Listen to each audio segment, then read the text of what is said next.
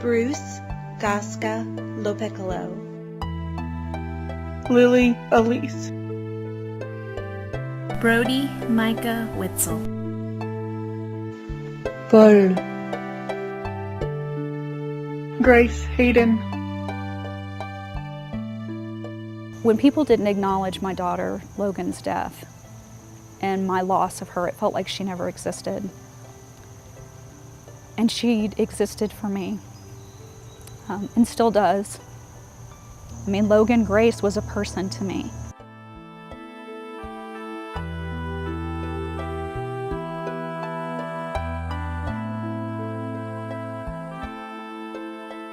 My daughter Logan was almost an idea in my head as soon as my ex-husband and I decided to have children.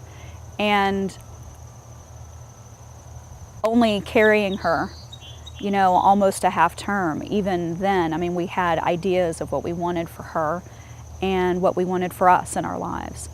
And I've noticed this week as I've thought about her because of this interview, and everybody's going back to school. She'd be a senior this year. And I thought a lot about the fact that, you know, we have senior portraits when we're 17 years old, and I thought about what would she look like, you know. Would she be wearing that black smock and grandma's pearls like I did? Would she be tall and a volleyball player like her dad? Or would she be short and round like me and really love science and music? So I think that's the way I think of her, rather than, you know, a fetus that died. Hello, I'm Emily Long, the author of Invisible Mothers. I'm also a grief counselor and the mother of 2 daughters, Grace and Lily, who died before birth. My story and Kim's story isn't unique. Thousands of women have experienced the loss of their children. These invisible mothers are women you encounter every day. Your bank teller, your waitress, your doctor. She could be your neighbor, your friend, your coworker. We're mothers whose children have died, and we have no other living children. This project is important because while our children have died, their lives still matter and we still love them beyond words.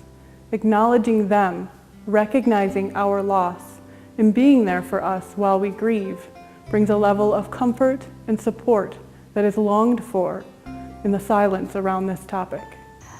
I think what I'd like people to understand about being a mom without a living child is that we exist. That we have a heart and that we have love to give. We do have the sense of not belonging. And if people realized, I think, that we felt that way, that we felt this emptiness inside that kind of can't be filled, that it would be easier for all of us. And I think just awareness that there's so many of us that feel this way would be something better for the world. And again, would help people with the grieving process a lot, so people would know what to do and what to say. There's a vast amount of silence and shame around pregnancy and baby loss.